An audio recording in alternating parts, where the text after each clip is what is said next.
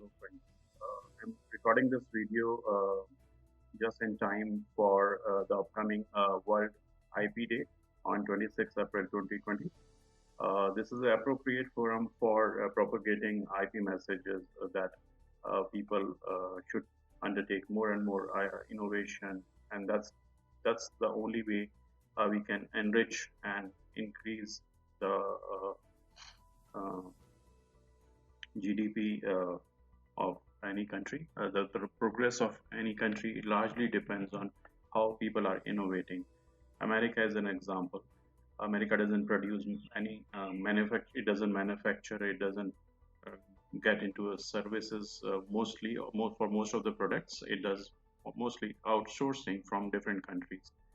But what it keeps with it is the IP, the innovation, the product development, the patent rights on the products which it develops, and that's what is giving them perpetual revenue year after year, even if they do nothing else. Microsoft is a classic example.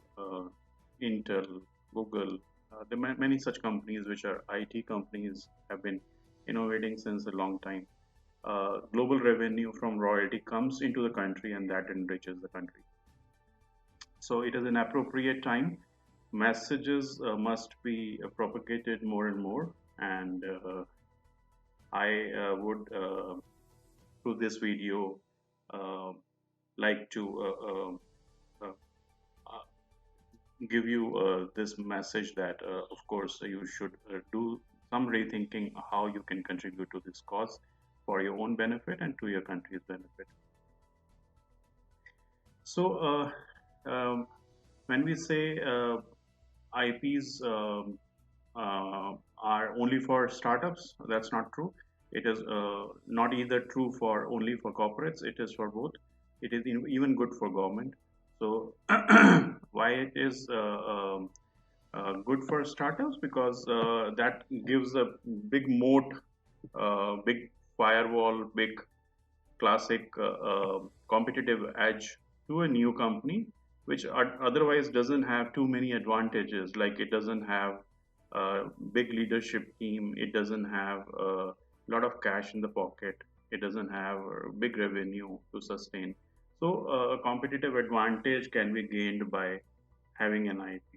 So it definitely helps a startup in that particular cause.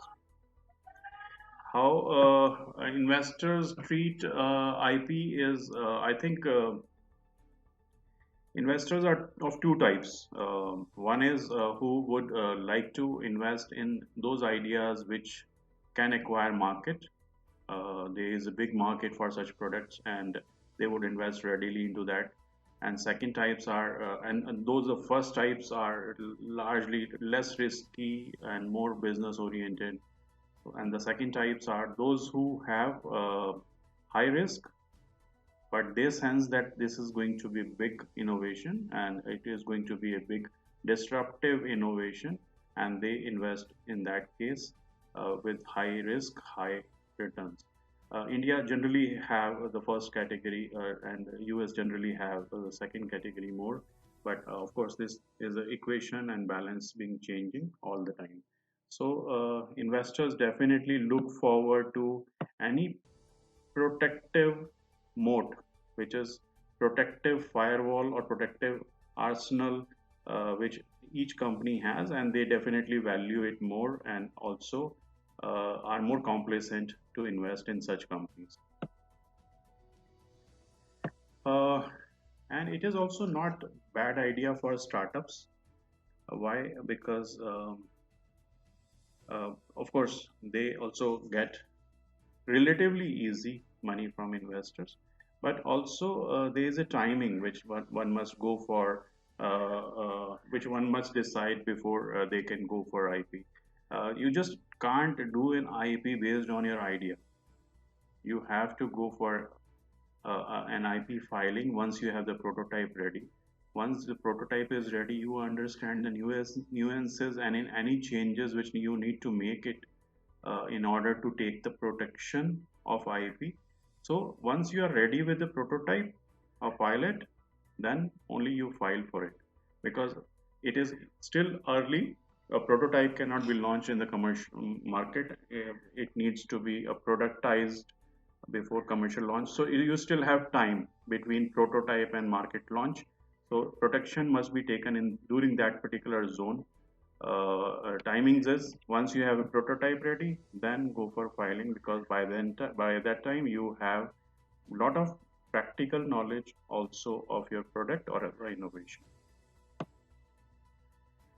Uh, India, as such, is not very uh, um, aggressive in filing for patents. Of course, of last few years, it has increased in comparison to the prior years, but still it is low according to the global standard. Um, we have a lot of IPs being created, especially by government. UPI is one such big example. It is not available anywhere in the world. It is available in India. Aadhaar is a unique example again. We also have uh, Jan accounts, bank accounts, Aadhaar, and mobility as a trinity, which is unique. And all this is happening. And so these are various products of the government.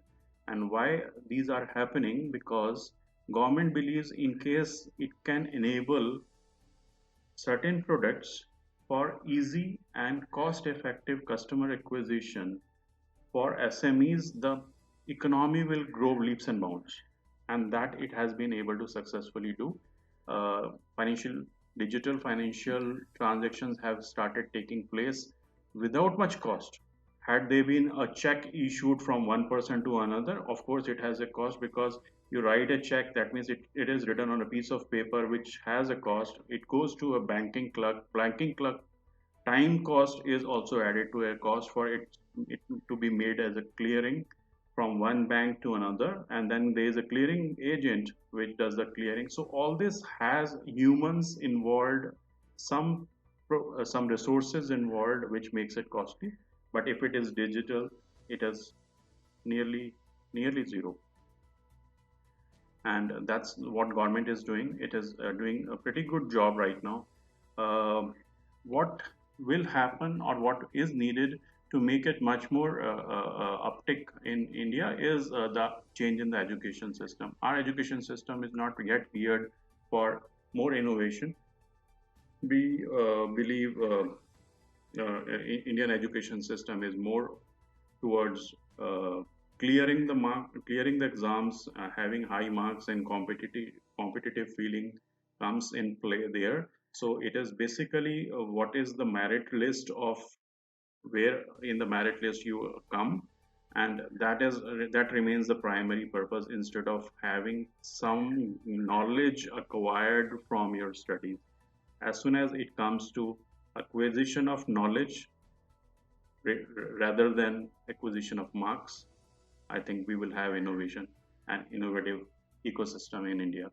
I would like to congratulate Amit Singhal, Vivek Dahiya, Saurabh Dwivedi, Startupbuddy, Bodhik Ventures for this initiative, and wish them all the best on this IP to 2020 day. Thank you.